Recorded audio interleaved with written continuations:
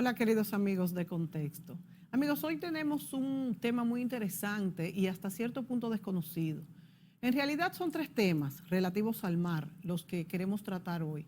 El primero, sobre la declaración del país como Estado archipelágico, que el licenciado Pelegrín Castillo ha hablado en varias ocasiones sobre esto, sobre la República Dominicana como Estado archipelágico. Hoy queremos saber qué implica esto para el país, qué cambia con esta declaración y si tenemos este estatus.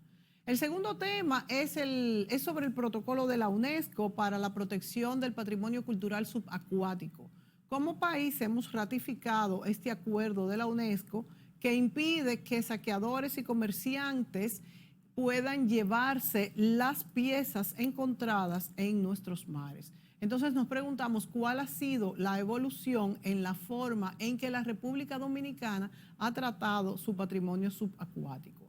Y el tercer tema es el derecho del mar en las aguas internacionales, que es una ley internacional avalada por Naciones Unidas a la que estamos adscritos todos los países que pertenecemos a Naciones Unidas. Recordemos, amigos, que el agua cubre más del 70% de la superficie del planeta y por eso la importancia de los reglamentos del mar.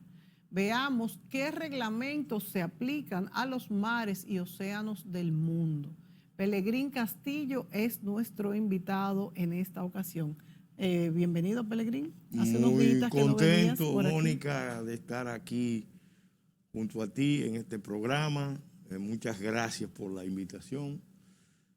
Nos sentimos siempre muy bien acogidos y más cuando se trata de abordar temas tan trascendentales como este. Un tema al cual yo me vinculé siendo legislador ya en el año 1996. Y entonces he hecho básicamente los mayores esfuerzos a nivel de políticas públicas para que el país, en su visión geopolítica, integre el mar. Porque somos un país que tiene ademán de continente, como dice el poeta, y por eso mismo quizás no vemos el mar y el potencial del mar y los derechos del mar.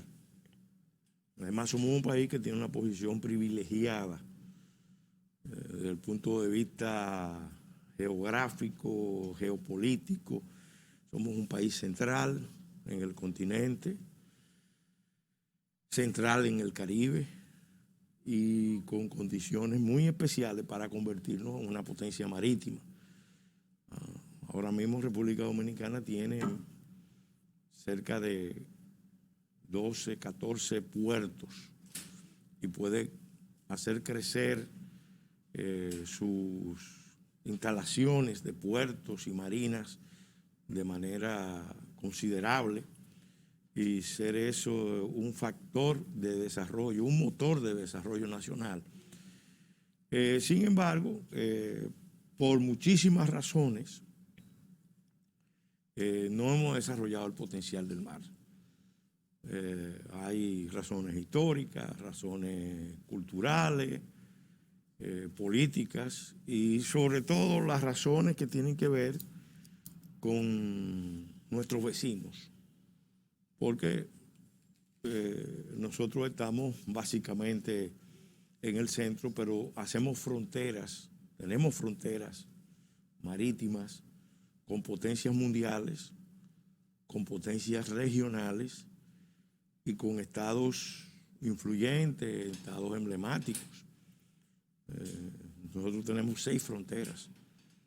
Y vamos a hablar, Pelegrín, nuestro límite en el mar. Hay varias zonas, explica las 3 zonas o 4 sí, que tenemos en el mar, a las que tenemos, vamos a decir, derecho. Sí. Una es, creo que tengo una gráfica, si la pueden colocar, y hasta dónde, si ya primero somos un estado archipelágico o no. ¿Y qué implica esto? ¿Qué ventaja tiene? Porque abarcamos todo lo que es el Banco de la Plata, hasta por allá arriba. Explícanos. Mira, hay en Derecho Internacional del Mar una serie de espacios sobre los cuales los estados ribereños pueden ejercer distintos grados de control, diferentes derechos. Marítimo, aéreo, explícanos Desde todo la esto. plena soberanía Exacto. que se ejerce en el mar territorial de 12 millas, una extensión hasta 12 millas, hasta la plataforma continental, que en el caso dominicano es algo que no se ha todavía definido.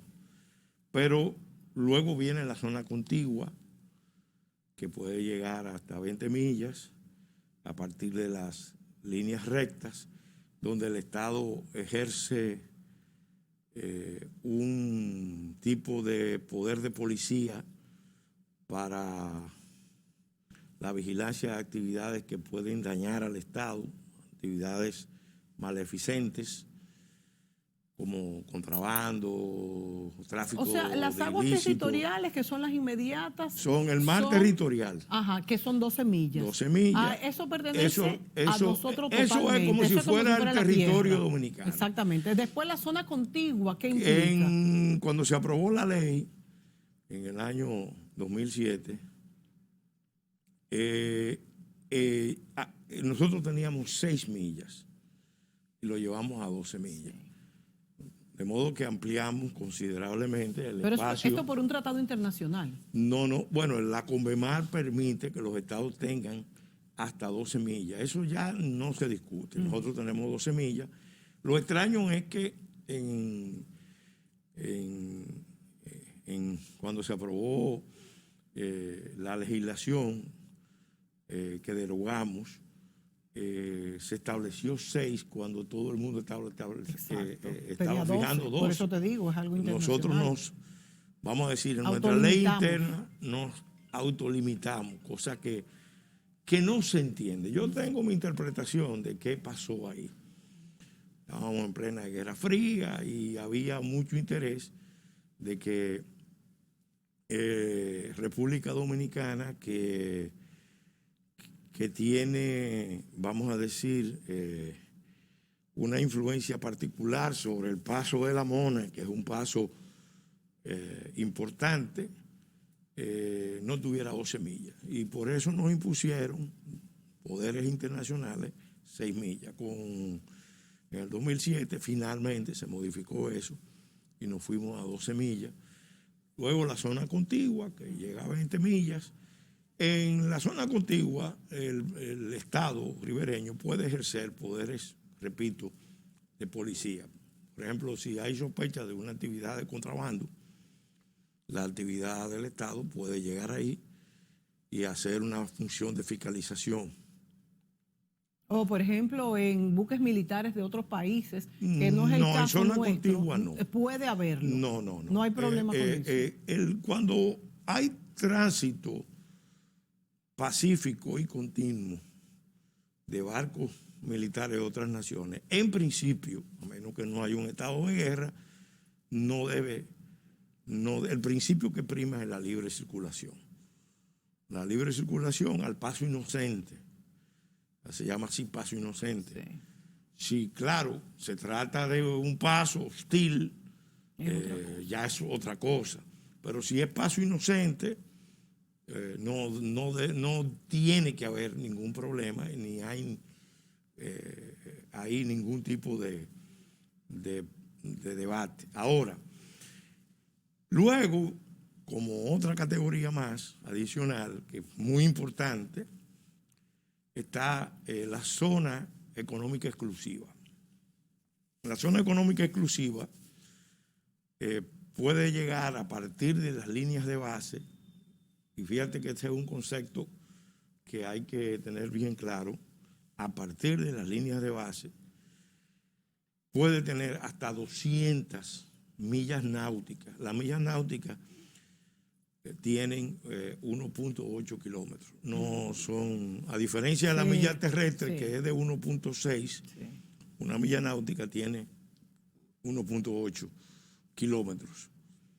Entonces, eso significa que en principio los estados tienen derecho hasta 200 millas. Y luego puede darse entre los estados situaciones donde si se cumplen una serie de reglas de la Convención de los Derechos del Mar, esos derechos se pueden llevar a 360 millas de plataforma continental. Y si nosotros somos un estado archipelágico, ¿qué cambia eso? Porque con las islas...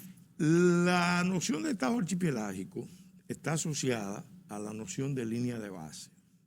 Si línea de base es el punto de partida, tú tienes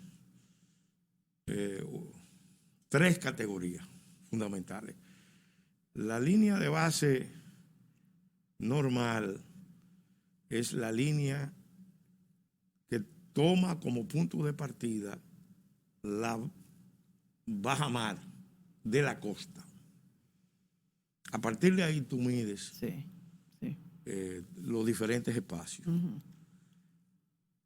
Cuando la costa es una costa accidentada, con muchas bahías, con muchas radas, con muchas penínsulas, y entonces se usa la línea de base recta, que es una línea imaginaria que va uniendo el borde exterior de los accidentes. Sí. Eso te amplía. Y obviamente las aguas que quedan dentro de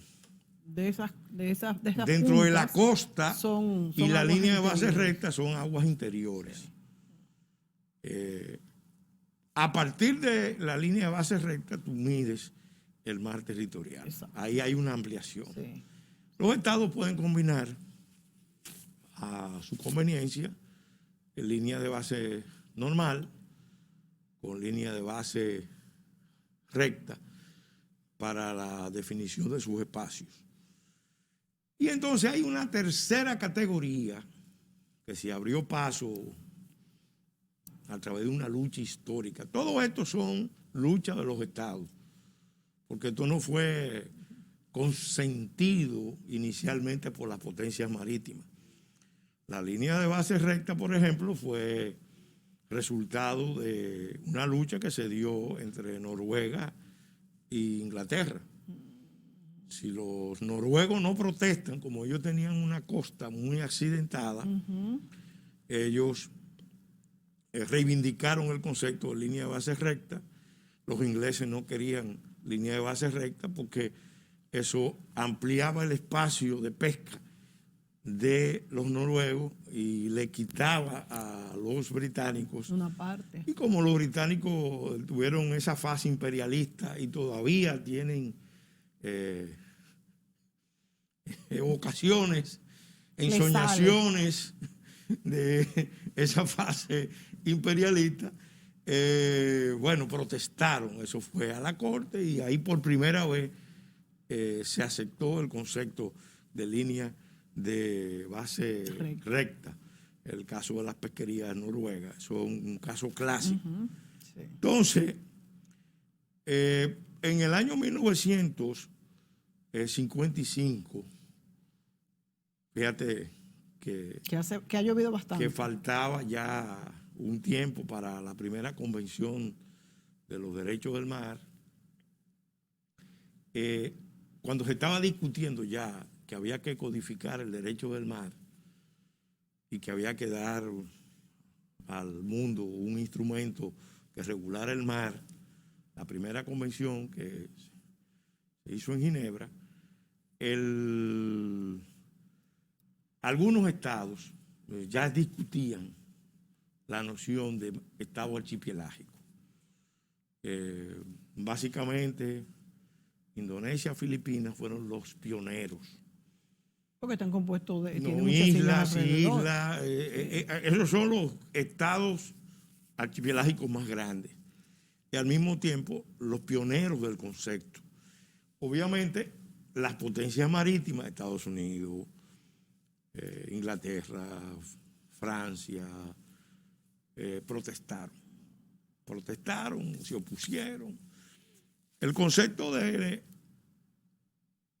línea de base archipelágica o de línea archipelágica se vino a adoptar en la tercera Convención de los Derechos del Mar, en el año 1982. Wow. Porque hasta esa época todo era una pretensión de los estados archipelágicos. ¿Y nosotros en qué momento Entonces, entramos? ¿cuándo nosotros entramos? ¿Y por qué aplicamos a la categoría de estado archipelágico? estado archipelágico? Mira, esta es una historia larga que debe ir para un libro, para un documental.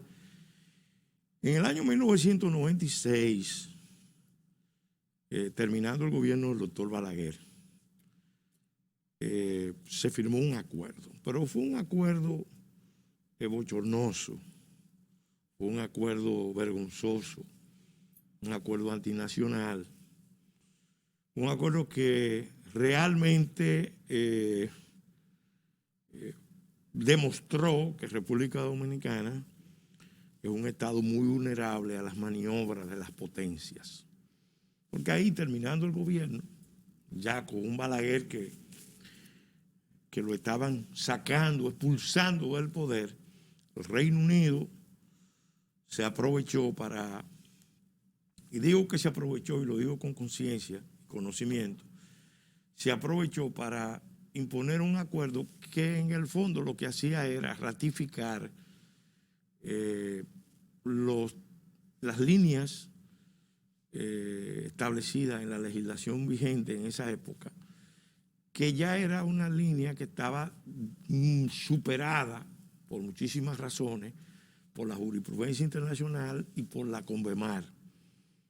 Del 82 al 96 habían pasado ahí 14 años y se habían dado muchos fallos internacionales donde no había manera de que República Dominicana adoptara un acuerdo de límites en los términos que asumió con Inglaterra, que era un acuerdo de equidistancia.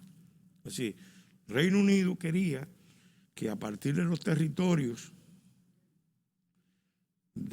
bajo su administración colonial, porque ahora mismo eso está en el Comité de Descolonización de Naciones Unidas, ellos querían que República Dominicana consintiera una línea de equidistancia. Ahí estamos hablando de unos espacios equivalentes a más de 30,000 kilómetros. ¿Esto se aprobó en el gobierno de Balaguer? Eso se aprobó, se firmó, lo firmó el canciller dominicano de entonces, que era un amigo, Caonabo Javier. Realmente él murió poco después y uno no entiende si él estaba consciente de lo que él estaba firmando. Yo he podido comprobar muchas veces que los cancilleres firman los acuerdos sin tener mucha conciencia, porque este es un tema bastante especializado. Y entonces, ¿cuándo se revocó esto? Entonces, ¿qué pasa? En el Estado hubo protesta, porque el Instituto Cartográfico Militar en Justicia protestó, objetó, dijo, no se puede consentir línea media con el Reino Unido por los fallos precedentes de Libia Malta, de San Pierre y Miquelón, de Jean Mayen, Groenlandia. O sea, que habían sido logros anteriores. Claro, porque en la Convención de los Derechos del Mar se habían incorporado otros criterios de delimitación que no era el tradicional histórico de línea media, sino el de principios de equidad. Usar una serie de variables para corregir la equidistancia, que es el punto de partida, en razón de criterios de equidad. Bueno, en ese entonces hay que reconocer en justicia que un funcionario del Estado, con mucha responsabilidad, con mucha valentía y con mucho conocimiento, objetó eso. el ingeniero Carlos Michelén Nanún. Él era funcionario del INDRI y como estos acuerdos circularon entre distintas instancias del gobierno, él, que no era de la comisión de delimitación, enterado de lo que estaba pasando, protestó. Primero internamente. Trató de que el gobierno del presidente Fernández no enviara el acuerdo al Congreso. Yo creo que él usó una vía inadecuada. Yo siempre se lo he dicho, Carlos, tú no podías ir donde Lidio a llevarle este tipo de temas, porque Lidio es una persona que uno aprecia mucho, pero es una persona que está con unos pensamientos bien espirituales, no está muy... ¿Y entonces en qué paró la cosa? Entonces, la denuncia de Michelén surtió efecto, porque la tuvo que hacer públicamente, y al hacerla públicamente desencadenó un movimiento de opinión pública, que es bueno recordar, a la cabeza del cual se puso el Movimiento Unión Nacionalista, del que yo era parte, algunos medios de comunicación, e incluso al final hasta el propio profesor Juan Bosch hizo una manifestación de protesta.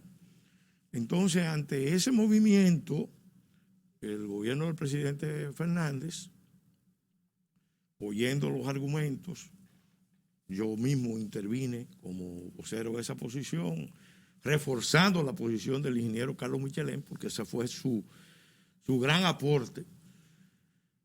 Entonces... esa fue la última delimitación entonces que se hizo en bueno, en ese es un medición de las acuerdo líneas que se territoriales. hizo porque se ha hecho otro ahora recientemente con Holanda que tiene una serie de fallos que nosotros hemos ya ¿Por qué con empezado Holanda, a cuestionar. Pelegrín? Bueno, acuérdate que los territorios de Curazao, Bonaire y Aruba son territorios de ultramar del reino de los Países Bajos. Sí. Con los ingleses, entonces, el gobierno del presidente Fernández lo que hizo fue retirar el acuerdo. El Congreso no tuvo que rechazarlo porque se quiso ser, vamos a decir, elegante. Se le pidió al gobierno que lo retirara para rediscutirlo. Y eso fue un buen precedente. Yo por primera vez ahí me involucré en el tema, siendo diputado. Como el presidente lo retiró con la promesa de que lo iba a rediscutir, yo me mantuve observando. Al terminar el mandato del presidente Fernández no se había rediscutido el acuerdo, y entonces ya iniciando el nuevo mandato yo presenté un proyecto de ley para redefinir los espacios, porque si decimos que entonces, eso ahí no... fue que tú presentaste lo del Estado archipelágico. No, originalmente yo no presenté Estado archipelágico. Yo planteé... ¿Cuántos metros más un proyecto de ley con el Estado archipelágico al que teníamos Mira, antes? cuando se define el concepto de Estado archipelágico, las líneas de base se amplían enormemente porque se toma en cuenta los espacios exteriores de las emersiones, sí, de las islas remotas, de los cayos, de los bajos, si emergen en bajamar, o si hay algunos accidentes especiales que se tengan que tomar en cuenta.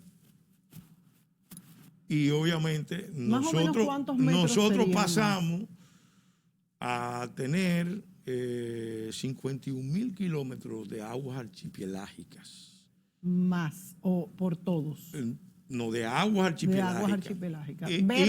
Y el cálculo de la zona económica exclusiva se hace no a partir de la línea de costa o de las líneas rectas, sino a partir de las líneas archipelágicas. Para ponerlo bien claro, por ejemplo, en la línea de base archipelágica, nosotros incluimos el Banco del Pañuelo, el Muchuarbán, ¿Y el de La Plata? El Banco de la Plata. Con el Banco de la Plata no hay ninguna discusión porque eso históricamente Era ya antes. ya era de República Dominicana, e incluso fue declarado santuario y Sí. todo eso. Nos tenemos que ir a Con la el, pausa, con, Pelegrín. con el Banco del Pañuelo sí hay un diferendo porque teníamos una parte, pero con el concepto archipelágico básicamente pasamos a tener la plenitud, y con el Banco de la Navidad.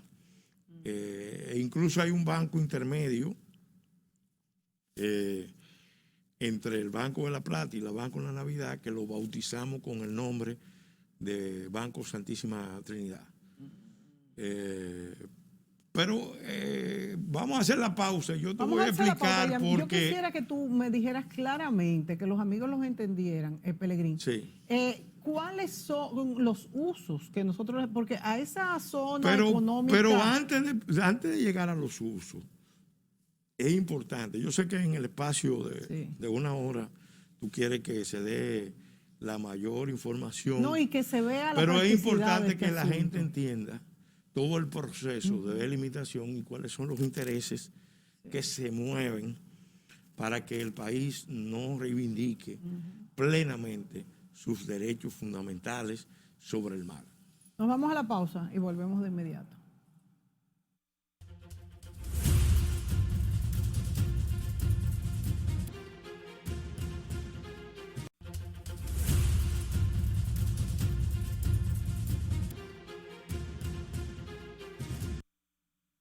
El licenciado Pelegrín Castillo nos acompaña en este programa y hablamos de la delimitación de las aguas territoriales. Aquí veo el mapa y veo, Pelegrín, que el banco del pañuelo blanco, como dice aquí, no estaba antes en lo que son estas aguas territoriales. Entonces ya sí está. En la definición nuestra está.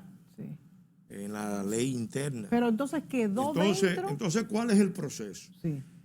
En ese momento, yo presento el proyecto de ley y empieza una discusión en el Congreso junto con la discusión de la Convención de los Derechos del Mar. Porque cosa curiosa, esta es una información relevante, Sí. el país firma la Convención de los Derechos del Mar en el año 1983. La firma el embajador Pedro Padilla y la embajadora Rosa Campillo. Cosas de la vida, a pesar de la importancia que esa convención tenía para la República Dominicana, en el año 2000 todavía, es decir, 17 años después, no se había enviado al Congreso. Oh, ¿y por qué? Esa es la pregunta. ¿Por qué? Porque si nosotros nos acogíamos a la Convención de los Derechos del Mar, entonces teníamos más posibilidades de negociar en mejores términos nuestros espacios. Fuerzas locales en contubernio con fuerzas internacionales se movieron durante todo ese periodo para que República Dominicana no aplicara la Convención de los Derechos del Mar. ¿Y esas fuerzas internacionales específicamente cuáles eran? Las potencias marítimas, sí, concretamente las potencias marítimas. Bueno, pero las que tenían... Y los grupos locales que yo puedo probar. Grupos locales que han estado enquistados en la estructura del Estado. ¿Qué ganaban? Eso es lo que tiene que determinar la investigación. Pero el que perdía era República Dominicana. Y perdía mucho. Fíjate que en el 2000 todavía no había llegado la convención. Yo la pido, voy y hablo con Abel Rodríguez cuando Leonel retorna, y entonces todo el mundo está sorprendido. Cancillería tuvieron que reconstruir el expediente porque el expediente virtualmente había desaparecido de Cancillería. Entonces nos mandan al Congreso esa convención y entonces ya con esa convención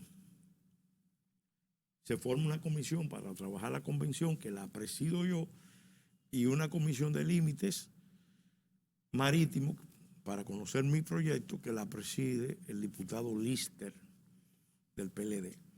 Ahí empieza un proceso y ahí empezamos la discusión de qué tipo de línea de base íbamos a usar. Estábamos conscientes de algo muy importante. El concepto que estábamos usando era fundamentalmente el concepto de línea de base recta, y porque toda la costa norte nuestra presenta algunas irregularidades y por tanto podíamos usar bases rectas, igual en el sur. Y en ese proceso íbamos muy bien y llamamos al ingeniero Michelén para que participara como asesor en reconocimiento primero a su responsabilidad, a su valor de haber denunciado el acuerdo que se rechazó, y además porque él es un científico, es miembro de la Academia de Ciencias, se involucró en estos temas y conoce, hoy por hoy es el funcionario del Estado que más conoce de estos temas. En ese momento nosotros empezamos una discusión interna. Viene una invitación de la NOAA, que es la agencia de los océanos de Estados Unidos, y enviamos al ingeniero Michelén por parte del Estado, y el Congreso jugó un papel importante, yo jugué un papel importante para que él fuera a esa expedición. Cuando se hizo la expedición por el norte nuestro, Para determinar no era para esos fines, era para estudiar el fondo del mar. las profundidades Que nuestras. todo eso está, es bueno decir que todo eso ya lo tenemos, hay una carta de todo el fondo del mar, de todo. No, eso sí, eso está eso es hecho importante por la decirlo. potencia y por los Y organismos por nosotros internacionales. también. Nosotros hemos avanzado. Hemos avanzado en combinación con España.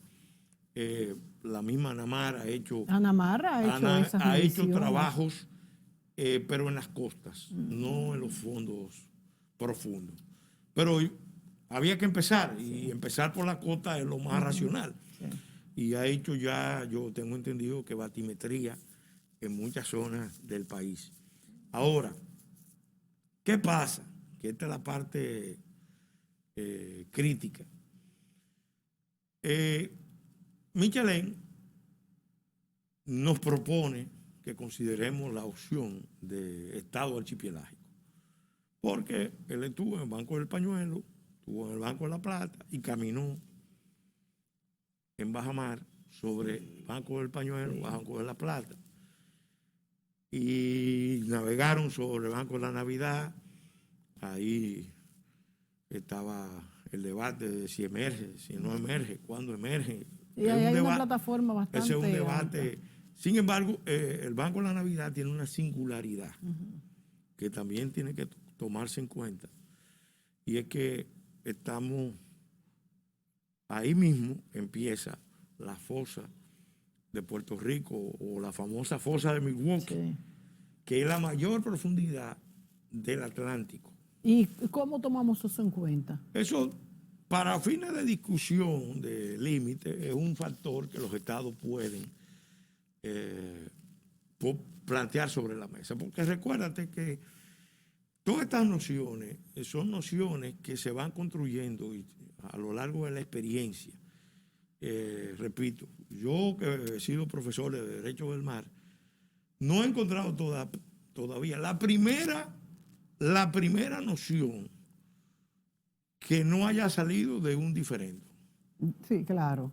Las nociones de Derecho del Mar nacen de los diferendos entre los estados. Justo esas controversias. Claro. Entonces, finalmente, la jurisprudencia, los comités de expertos. Entonces, pero conociendo ya todo este proceso, Pelegrín, yo quisiera que tú me hablaras. ¿Qué pasa? ¿Para qué nos sirven estas delimitaciones? Bueno, las delimitaciones son importantes. Por ejemplo, no hemos hablado de qué uso le damos nosotros a la zona económica exclusiva y qué uso pudiéramos darle. La zona económica exclusiva, como su nombre lo indica, es una zona de mucho valor, porque toda la riqueza que aparecería allí, todos los elementos vivos y no vivos. Exacto, o sea, pesca, minerales. En la columna de mar de la superficie al fondo, del fondo marino y del subsuelo marino, todo eso, lo que puede aparecer ahí, pertenece al Estado para fines de explotación y de exploración.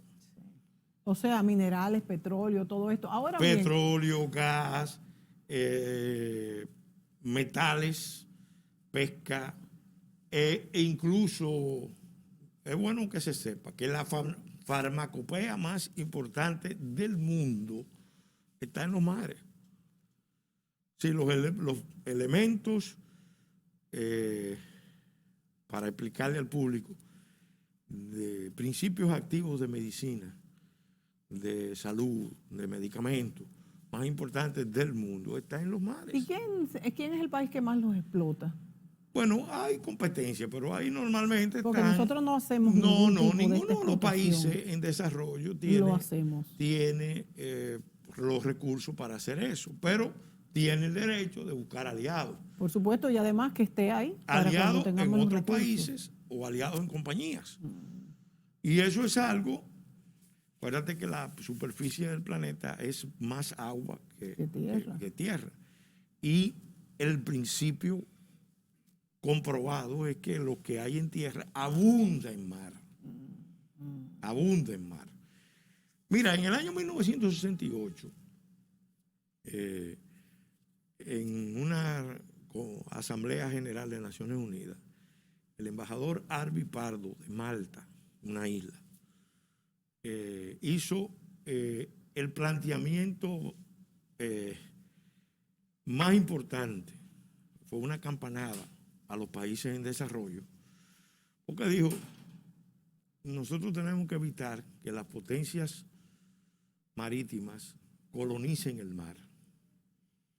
Porque en el mar, y entonces dio la cifra de lo que se había descubierto en ese momento que existía en términos de petróleo, de gas, pero sobre todo de minerales, de todo tipo, desde tierras raras hasta oro. Nosotros no tenemos ningún tipo de estudios de explotación de No, estas ahora mismo superficies. no. Hay algunas cosas que se han hecho para el manejo de las arenas y de los bancos, para proteger las playas, pero eso es muy limitado.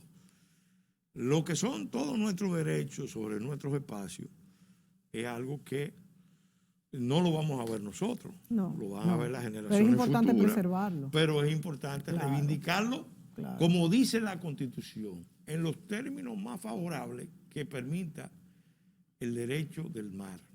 Que ese fue el criterio que nos llevó a nosotros a adoptar el concepto de línea de base archipelágica y el concepto de estado archipelágico. Ahora, nadie crea que nosotros hicimos eso porque se le ocurrió al ingeniero Michelin. No.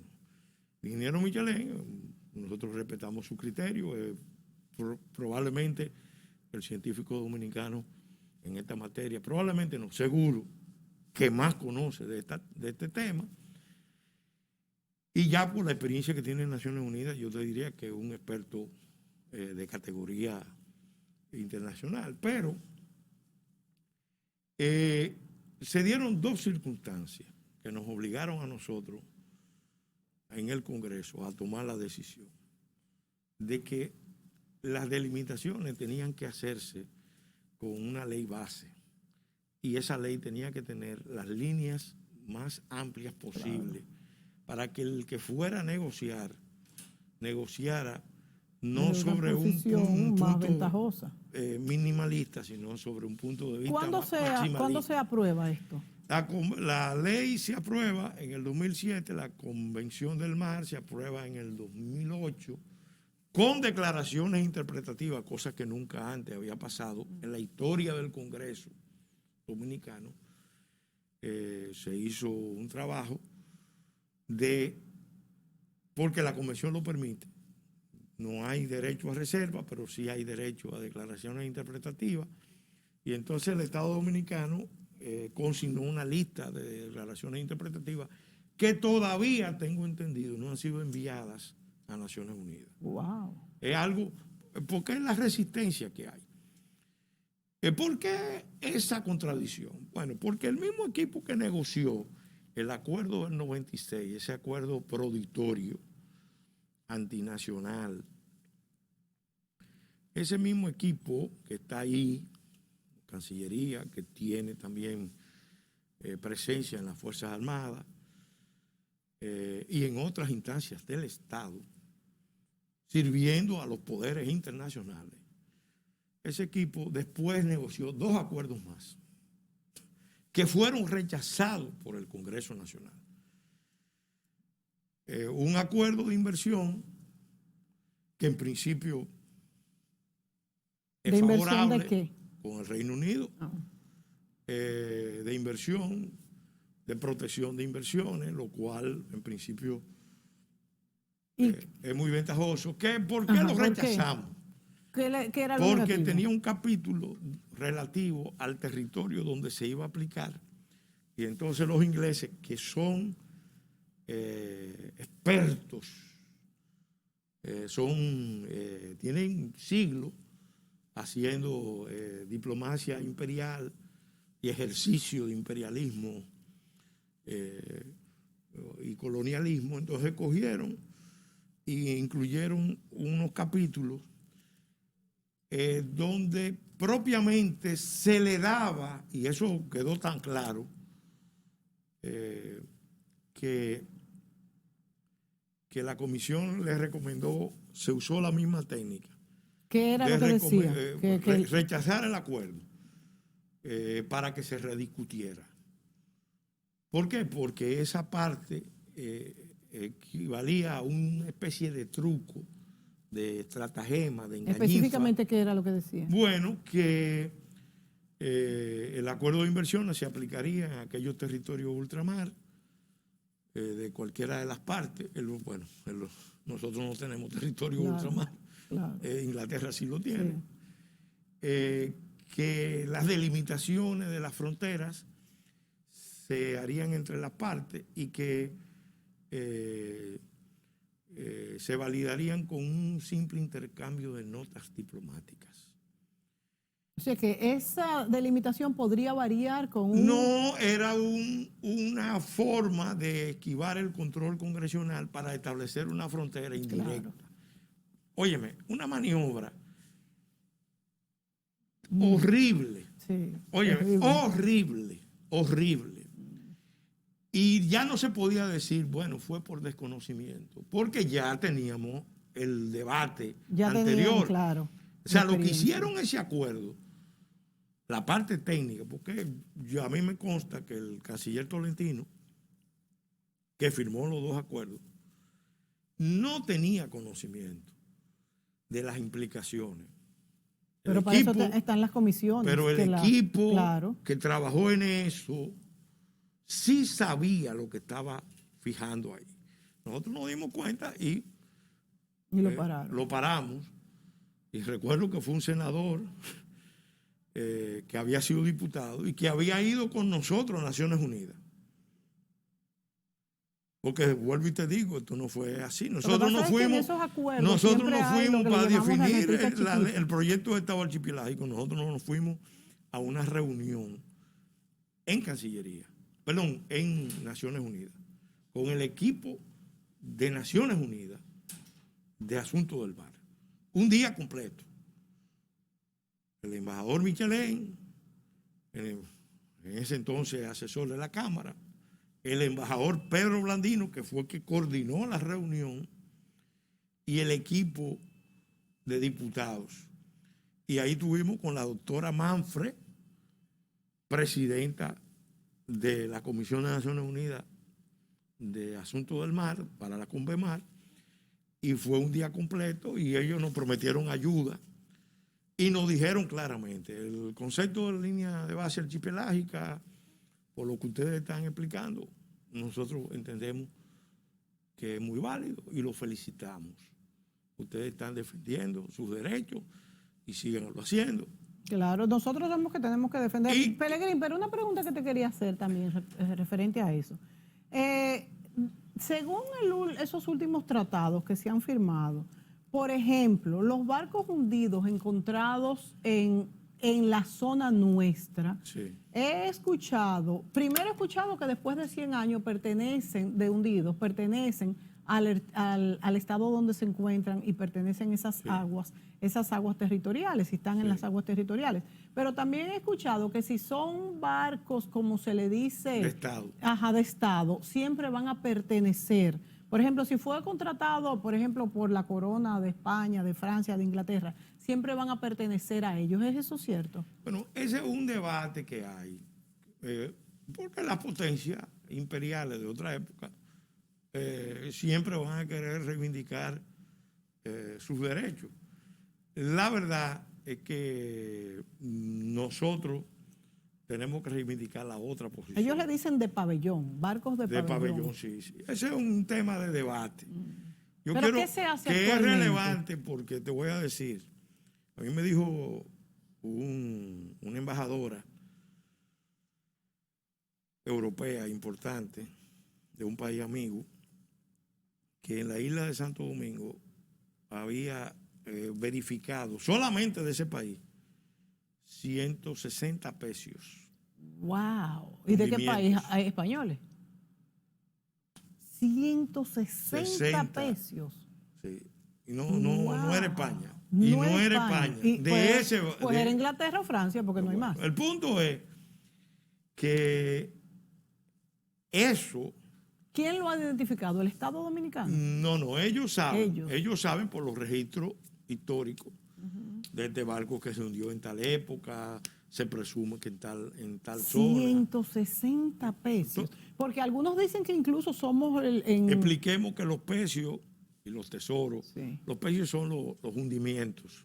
Sí, es importante. Los hundimientos. O sea, lo que queda, el lugar y lo que queda del buque o barco hundido. Del buque cuando se hunde. Sí. Probablemente Colombia y Cuba sean los países de la región que más compitan, que más patrimonio cultural subacuático tienen. En la Constitución, así, y Cuba por su ubicación. Así como pusimos en la Constitución, y ese fue un aporte nuestro a la Constitución,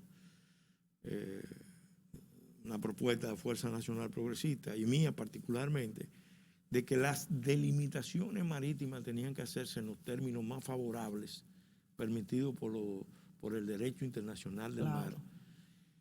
Así también se estableció que el patrimonio cultural subacuático tenía que ser reivindicado y puesto en valor y que debía aprobarse una ley para el rescate. ¿Esa ley se aprobó?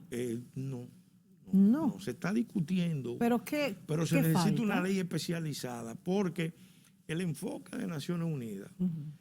Porque firmamos ya la Convención de la UNESCO. Pero no se ha ratificado en el Congreso todavía. Y en honor a la verdad, nosotros tenemos que tener mucho cuidado porque podemos perder mucho control si ratificamos esa convención. ¿Por qué? ¿Cuáles son los puntos que tú crees que...? Porque, claro, si no tenemos un ejercicio de soberanía sobre esos recursos, nosotros somos un país turístico. ¿Qué es lo que más nos conviene? Claro. Que todos esos pesos y tesoros se rescaten. Para ser visitados y vistos. Para ser visitados incluso y vistos. Con, probablemente con museos subacuáticos. Ahora mismo, en las Atarazanas, tengo entendido que está ya a la vista. Sí. Está una buena parte hay 14 pesos de manifestaciones y eso es impresionante. Y tenemos museos subacuáticos o sea, que pueden ir a buceadores a verlo. Entonces, eso debería fomentarlo un país como nuestro. Claro. Y obviamente la conservación in situ es más complicada. Ahora, yo no quiero, porque yo sé que el programa es limitado, terminar el programa sin hacer una mención del último acuerdo.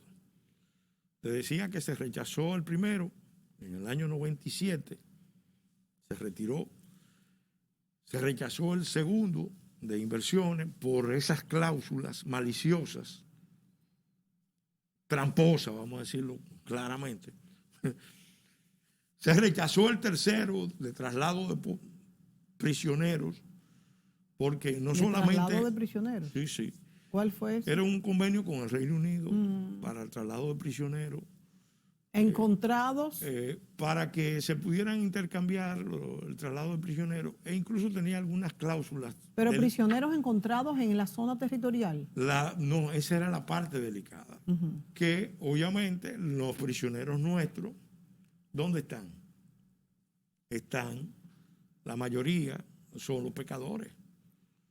Entonces, ahí donde ha estado el fallo, que la Cancillería Dominicana no ha protestado nunca frente a los británicos cuando están deteniendo a los dominicanos en el Banco del Pañuelo.